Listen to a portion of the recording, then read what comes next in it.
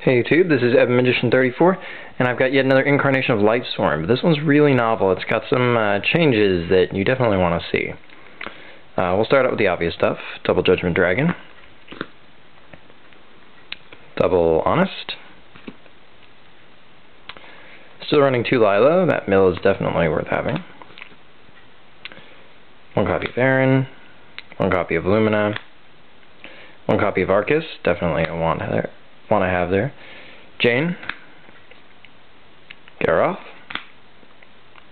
1 copy of Rai-Oh.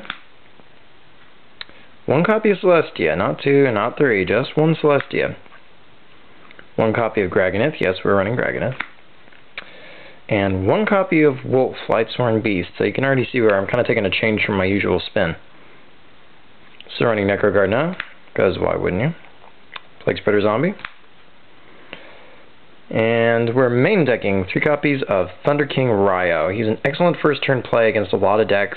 He's very big. He can also be honested. He can be backend. I mean, just a natural fit. We're also now main decking 2 copies of Effect Veiler. This card should really speak for itself. Anybody who's played competitively in the last few months should definitely know the power of this card. And it also doesn't hurt that it's a tuner, and it can be backend and blah blah blah. We're also running 1 copy of Gorz, the Emissary of Darkness. Having played a lot of people, I guess it's poignant to remind them that the token that this card creates is light attribute. So yes, you can honest the token off this guy. And yes, that can sometimes win you games. Because a lot of people don't remember that it's light. Charge of the Light Brigade. 3 copies of Solar Recharge. And one of the things that makes this deck so very consistent is the fact that we are running 3 copies of Pot of Duality. Now I know you're thinking, Pot of Duality, but this is Lightsworn's. I special summon so much, this card's just going to get in the way. Well, really it doesn't. Basically the idea is you play this to set yourself up, and then in a couple of turns you're going to end up then doing the special summoning. Like your next turn you'll judge, or whatever the case may be. However, this card is the reason why we only run 1 Wolf. He's basically just 1 copy to have another named Lightsworn. And it's nice to mill him and get the special, but obviously not in the same turn you did Duality. This card basically, in addition to the Solar Recharge and whatnot, has made this deck very, very consistent. It can very quickly go through, it can stuff the graveyard very well.